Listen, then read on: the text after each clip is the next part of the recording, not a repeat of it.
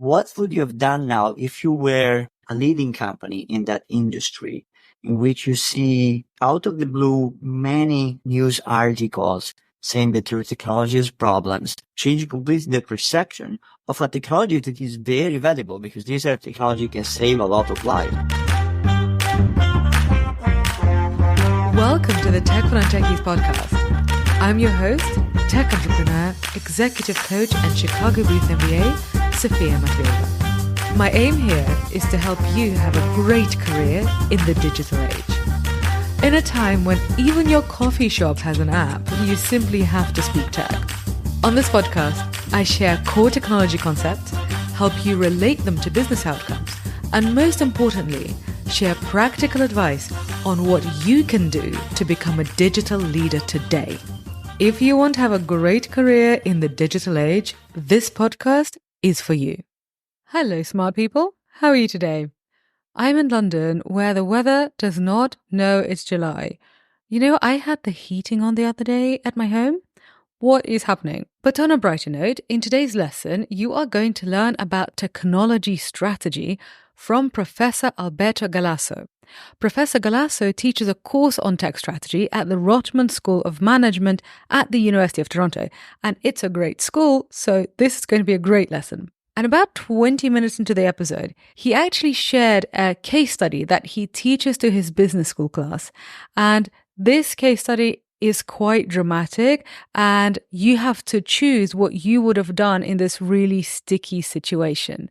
So I'm really curious what you think of it. And right at the end, he shares some really good career advice that's applicable to entrepreneurs and to employees. So I really think you'll enjoy this episode. And don't forget to subscribe to this show to get more free lessons on how to succeed in the digital age. My aim for you is to do interesting work, get paid exceptionally well, and to never be intimidated by a tech pro. So subscribe, and that's what will happen. And now let's learn from Professor Galasso. Hello, Alberto Galasso, and welcome to the Tech for Non-Techies podcast. I'm so happy to have you here with us. Thank you so much. Thank you so much. It's a pleasure to be here. So you teach technology strategy, but you teach that at a business school, not a computer science school. So why is it that business leaders today need to learn about technology strategy? So I think that there is quite a lot of evidence across a lot of different fields like finance, business, economics, that the main engine of economic growth for organizations and companies is innovation. It's essentially very, very hard to find a story of a company that reached a leadership position in its industry and kept that position for a long period of time without being innovative. So that's, why I think is the number one reason why managers in all sorts of industries and in all sorts of firms, from small firms to large firms, they need to think seriously about technology because it's a key engine of growth of companies. Reason that I think is also very important is that big changes in the technology space, the development of big new technologies, can have huge effects on the industry, can really affect survival of a lot of companies, can generate new business leaders. So to think seriously and look seriously and monitor the new technology development in your industry is crucial. Just an example, we're living now the early stage of the artificial intelligence developments. I'm in one industry like education. It's probably one of those that has been exposed most. We have from 1 month to the other, students being able to do the assignments with just, 5 seconds. It's changing even the education industry, is changing all sorts of industries. So I am curious because I asked you about technology strategy and you started talking about innovation. And I think for some people, they're the same thing. And for other people, they're different.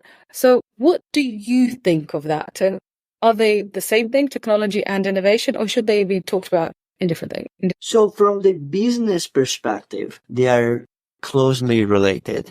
I usually think about technology and technology strategy, particularly if you tell me what technology strategy is. I think they're it's about answering two big questions. Mm-hmm.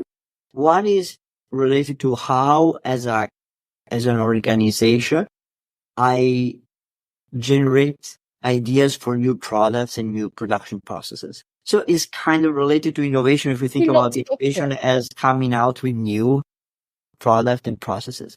But there is also probably is related to modernity, the idea of like once we have new technologies that are being developed inside the company or outside the company, how we deal with them in order to generate value.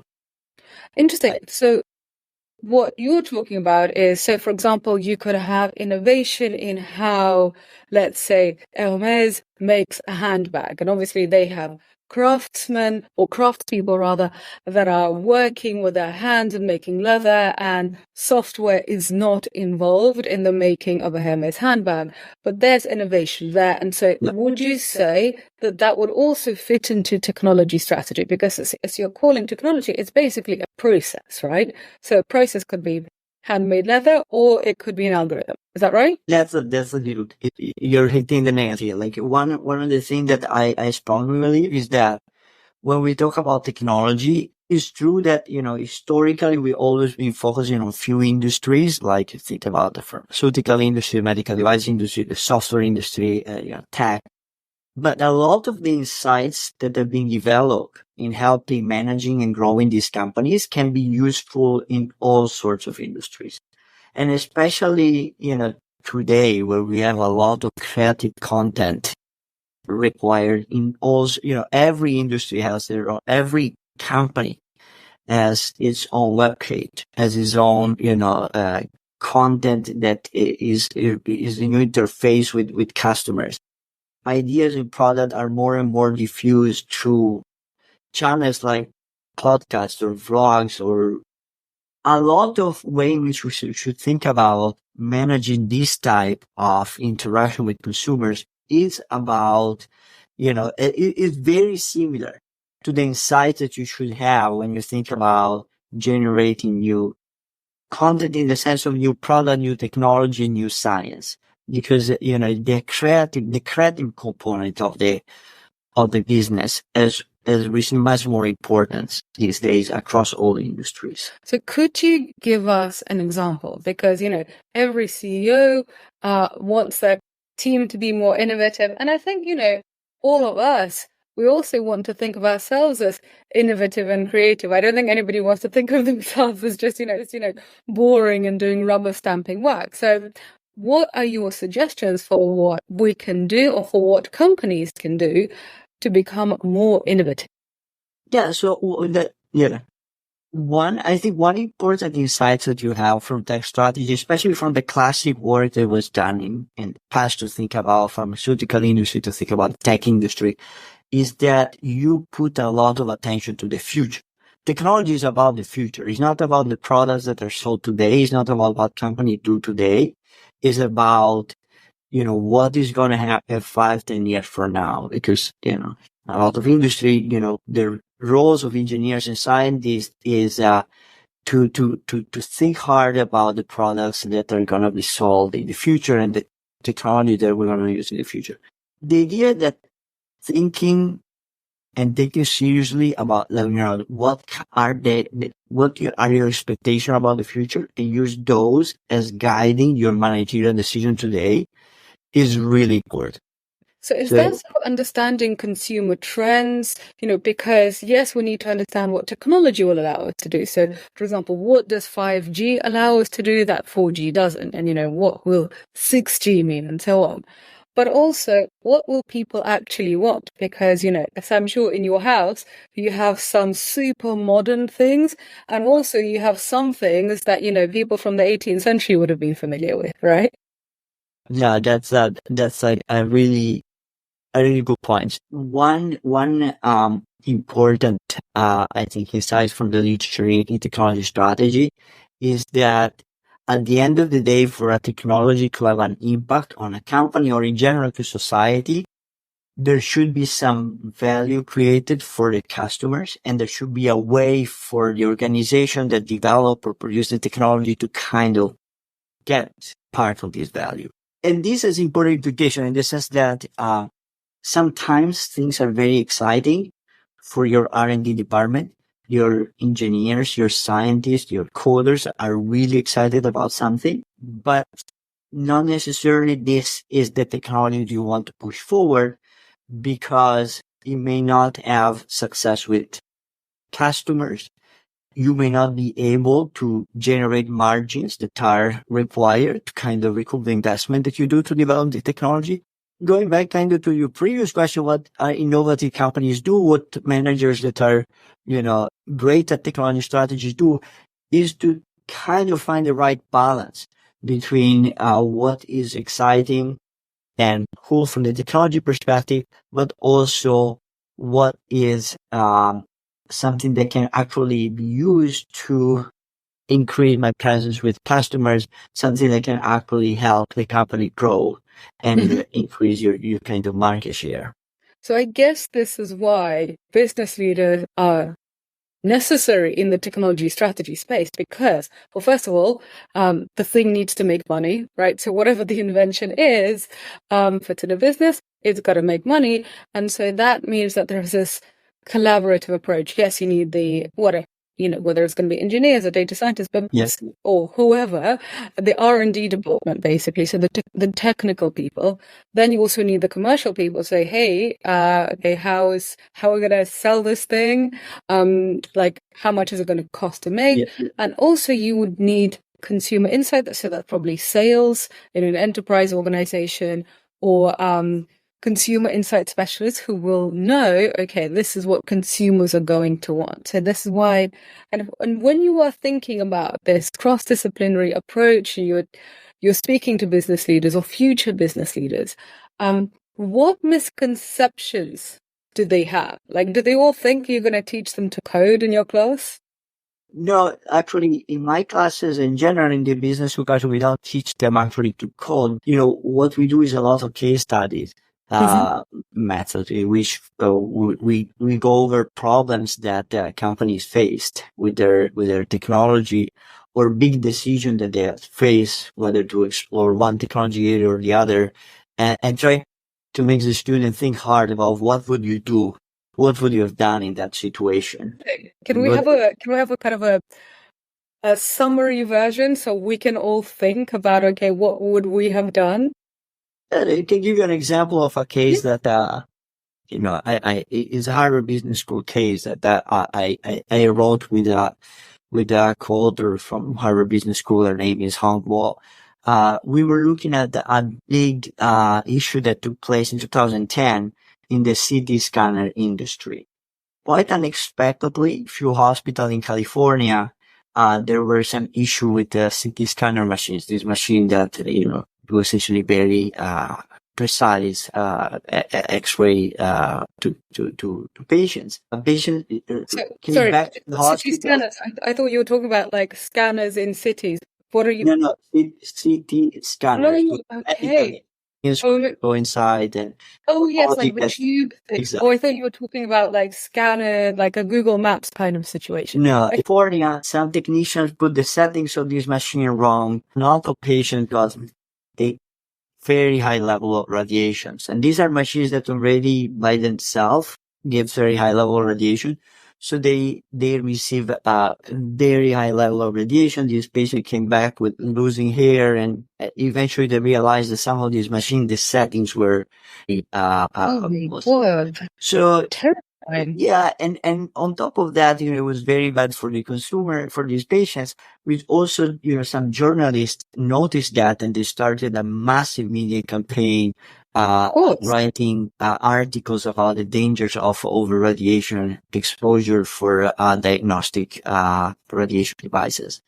So we push the students to say, okay, what would you have done now if you were a company, a leading company in that industry, in which you see, out of the blue, many news articles saying that your technology has problems, consumers getting kind of changing completely the perception of a technology that is very valuable, because these are technology can save a lot of lives. These are technologies that are really important in terms of like diagnosing possible health issues. You have changed your technology strategy. How would you have given up, for example, in the technology field? So what do students normally come up with? So there is a lot of discussion. Some students say maybe we should give up. For some of this company, it was not a big part of the business. We should kind of give up work in this technology area. Others say, okay, we should wait and see how, for example, legislation is going to evolve and whether standards in the industry are going to change. Others instead saying, okay, we should double down on our innovation activity and try to push hard our R&D department to come up with a newer technology. Eventually, what happened in this industry is that this led to substantial improvements in the technology. The machines that we have now provide much less radiations in order to generate images. So there were like some very quick innovation responses. For example, changes in code to a lot require more passwords to kind of change the setting, but also much more substantial changes in the way these images were constructed using much less radiation. And this was something great for patients, for society, but also something quite good for these companies, because then, hospital had to replace their machine with a newer machine. So it's not something that generated some negative, substantially negative. So then I guess from this, the moral of the story is, if there is an issue, don't run away, but see if you can improve the product, because within that, there's, you can save lives, but also there's a market opportunity. Exactly. It's all about, the caveat that you add is really important. Like, if there is an opportunity. So here is really important. One message from this example is that this was a situation which was possible. There were technological paths that were kind of considering the past, but nobody really took them, to the market. So it was there was a technological opportunity to develop something that was with lower radiation. In some cases, it's not possible, or it's possible at costs that are not realistic in terms of having the product on the market. But to look at these opportunities, to think about, are there possible changes to the technology strategies we're developing, is really important. What is, not good is to react impulsively, to just say, okay, we have, we should give up, we should not operate in this area. But to really consider all the opportunity and the possible options on the table is really important. Also, this to me looks like a case for being a late adopter, as a customer or as a client. Okay, you want, if there's a new invention, maybe don't be the first person to use it. Wait until people have used it, because inevitably things will go wrong. And then most of the time the product will be improved, and then you can start using it. And we can actually, see this with ChatGPT. Like, I always think about that poor unfortunate lawyer whose name I mentioned on the show before, but I forgot his name, who basically decided to ask ChatGPT for case law, and ChatGPT made it all up. And I think he was quite a well-paid lawyer, well-paid like litigation attorney, and ChatGPT made up all the cases and made up all of the evidence, and he didn't think to check because he didn't know. He didn't know that generative AI could hallucinate, so he presented this in court, and basically he was thrown out of court by the judge because the judge said this is complete nonsense. This obviously made huge headlines. I don't know how his career is doing, but he's probably not known as the the brilliant lawyer. His reputation has definitely taken a hit, but so has the reputation of ChatGPT. And since then, they have improved it. And so, we are all benefiting from, this poor lawyer's case. And so I also had similar examples just in my own business when we've worked with tools or we've worked with coding languages that were very new languages, and they hadn't yet had enough problems uncovered. And so what do you think of this? Like, should we be early adopters, or is it smarter to wait? Like, is there a case for Waiting. being an early adopter, would you say? In general, technology strategy is really a balance between these two things. Like a very strong second mover advantage. You can learn from the failure, but also is much easier to kind of copy and develop something a bit better than something that you already seen, then come up from scratch with something else. On the other hand, there's another big area of technology strategies, this intellectual property strategy. If you are the first, you can claim protection on something and then block anybody else to work in your technology area. So technology strategy is about the balance between these two things. There are advantages in being second because you can understand the problems, you can understand what consumers want, you can come up with a better version of something that already exists. But there are also advantages in being first because if you are first and you get intellectual property on something, you have the rights to remain the only one that operates in a technology area. You can prevent others to work closely to you. And IP strategy is really an important part of that strategy these days. So I guess it's about knowing what your strengths are. So if you have an amazing R&D department and your R&D, your science, like that's where you shine, then yes, you are going for first mover advantage. But if that's not your forte, but maybe understanding the consumer and marketing is your forte, that is that second mover advantage. Because here I'm thinking of Apple. Apple is never the first mover, but when they come into a market, it's brilliant. And what they're really good at is branding and marketing and create and design, right? So like it's not so much the technology, but the actual design which people want. And interesting. So when you are teaching, one of the things I want to delve into is how can a founder or a business leader make the company they work in more innovative? So yeah, it's a big question. One thing I like usually to say is this idea of the value of intellectual property. I think this is something that sometimes people forget. Is a really important aspect of being successful as an innovator, to be able to generate value of your technology. And this is something that I think has also changed dramatically in the past 20 years. Intellectual property and patents in particular has been used for a long time, but has been seen usually as something important for large players. If you were a Texas Instrument, it was really the very important. If you were Motorola, it was really important. But about 20 years ago, things started changing. There was a big interview of Bill Gates that really exactly 20 years ago, in 2004, said, we should stop thinking about intellectual property, IP, as something for lawyers. It should be really one of the most important things to consider for top executive of companies. This is the way you kind of protect your differentiation, your difference with other firms. Is the way you can share your technology with other firms. But it's crucial for the growth of firm and for the competitive advantage of firm.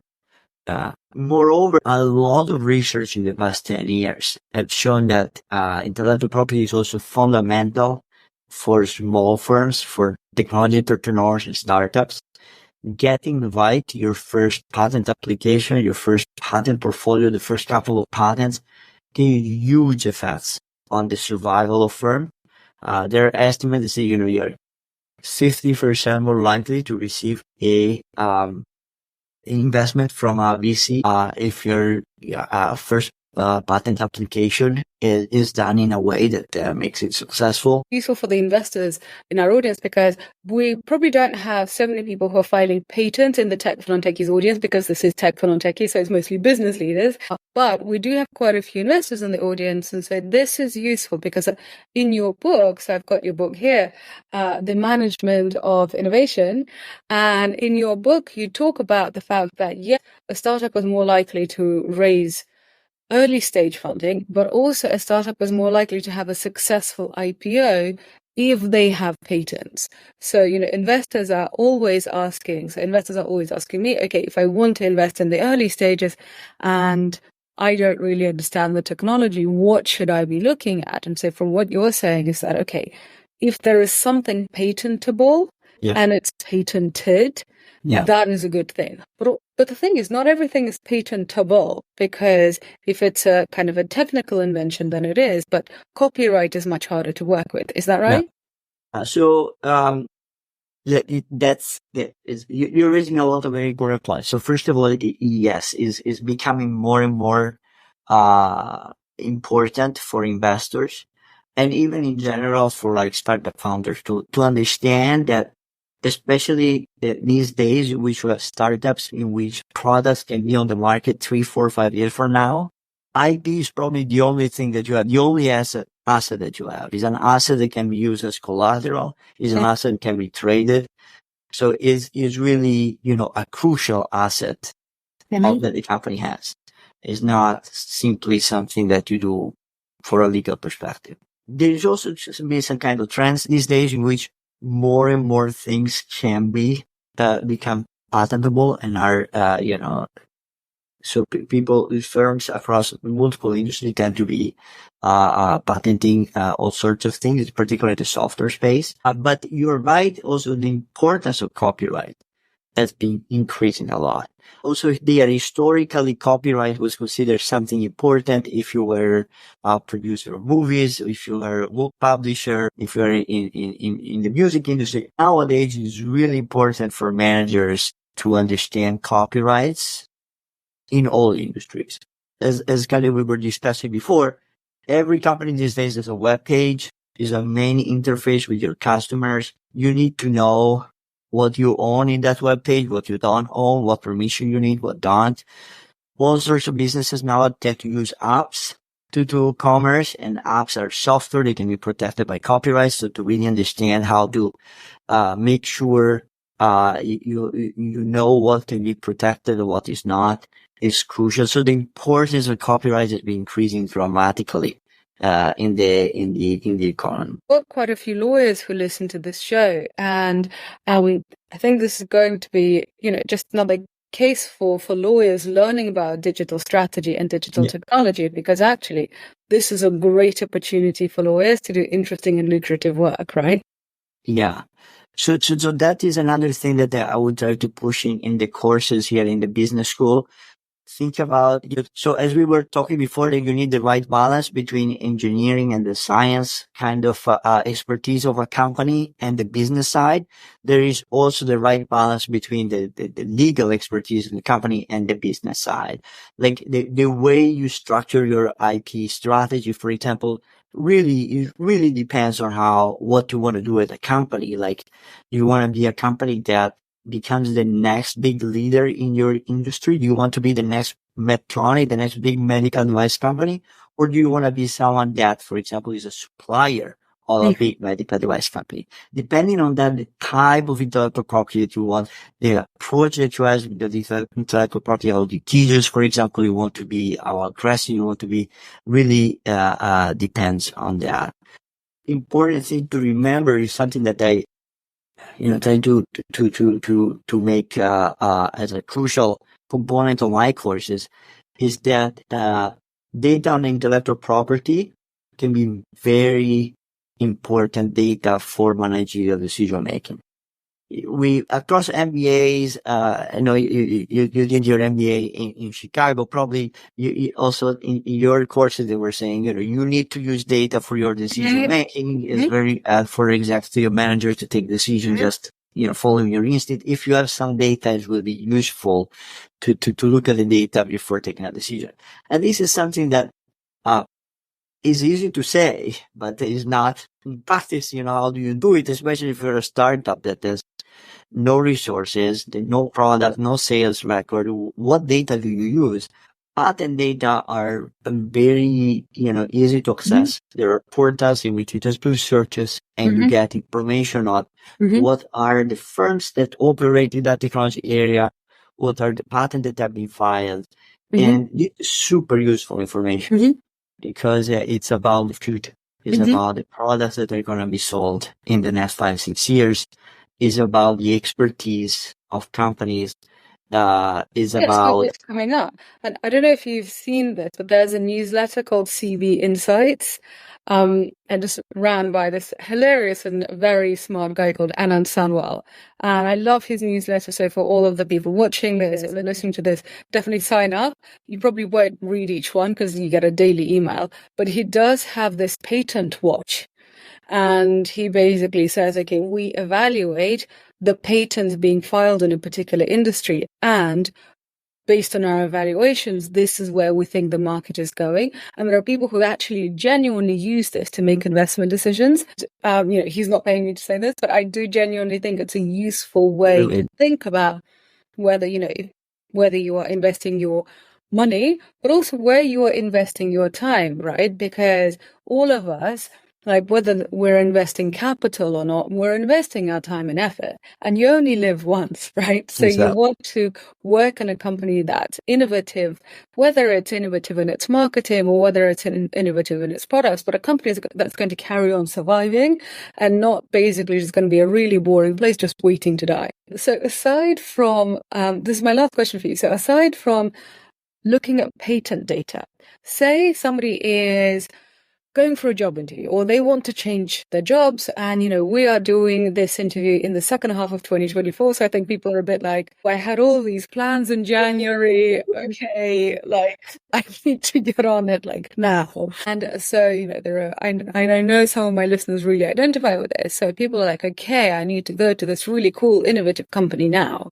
So how can people identify from the outside that the company that they are targeting or that they're thinking of going to is an innovative company that's going towards the future, or is just going to go down? That's a very good tough question, but there are a lot of things that you can look at. One thing, for example, that come up in research, especially in management and management of innovation, is the idea that companies that are truly innovative are companies that invest a lot in learning the new scientific development in your field. So, for example, asking a question when you have a job interview about the opportunity not just to use the latest equipment that the company may have, but to keep, track of the last scientific developments. Things like, do you send your engineers and scientists to conferences? Is there any partnership with the universities in which you can either take courses or to go to seminars or working with joint projects? It's the technical term of this is called absorptive capacity. Is the company investing in not just developing their own things, but also absorbing new scientific development? This is really important. This also applies not just to, companies where there's scientific R&D, but say to a law firm, are their lawyers being are there partnerships with the top law schools in the world? Are they going to conferences? Also, are the lawyers, say, for example, going to tech conferences? Because, there's going to be so much upcoming regulation, AI regulation and tech regulation. And there being just a lawyer who doesn't understand any of the digital stuff is not going to be enough. So essentially what you're saying is look at how much a company wants to learn from the outside and how many tentacles it's got to the outside world. And if the company is very insular when they're like, we've got our own training center, we're fine, we've got our centers of excellence, we've got our own conferences, we're the best, then that company is probably stay away. Exactly. And that's it can be a red flag. It can be a red flag. And sometimes, unfortunately, the fact that the company is very successful and you have a lot of sales and engineers and scientists then are really focused on maybe solving problems related to the current products that they have on the market, or to focus too much on the current technologies. And that create, issues, because then you lose track. You lose track on the new developments in your industry, your new developments in your field. And that can be a problem for the firm. So this idea of I think it's a natural question to ask in a job interview, and also can give you some. Yeah, well, it's also useful for us, I think, for us to think about if we can pretend that we are that company, because it's so easy to just focus on your career. For all of us, our email inbox is a nightmare. I'm afraid to open it after this interview, right? Our to-do list is never ending, and it's just so tempting to just get the stuff done that you've got done, and then just be like, that's it. And then, I would invite listeners to think about, okay, what is your absorptive capacity? Have you gone to conferences that you haven't been sent to? Do you know what the key conferences are in your industry? Right. You can just go. You don't have to wait for somebody. And, what about, obviously you're listening to this, so your absorptive capacity is probably higher than a lot of your colleagues. So well done. But, are you networking? Are you doing things to interact with the wider world outside of your company? Exactly. Or do you devote enough time to kind of learning and studying the new things that are coming out in your field? Even sometimes it's easy to say, but are you really putting, something in your calendar, and that particular day in the morning you go to that conference? Or is it something that is not a real commitment, that at the last minute, if an email comes, you're saying, oh no, I need to deal with this and the other stuff? So those are, you're making a very, very good point, that this is something that is important for organization, but even at the individual level to be really important. Awesome. Well, thank you so much.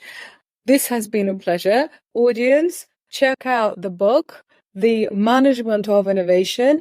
I found it quite useful, both from a startup point of view and also from a big company point of view. And definitely, if you want to invest in technology, there's some useful stuff there. So basically that you can kind of use as a checklist. And obviously this is not investment advice, so don't sue me. But any new knowledge you can get basically makes you smarter money, right? Okay, so thank you very much and have a wonderful day. Thank you so much for having me on the show. Wasn't that interesting? Now you know what technology strategy is, and it's not that daunting. See? And if you enjoyed this episode, don't forget to leave the show a rating and a review. This really does help other smart people like you to discover this show. And if you're not yet a subscriber, then become one. This show is all about helping you succeed in the digital age. And now, my dear smart listener, I wish you a wonderful day, and I shall be back in your delightful smart ears next week. Ciao!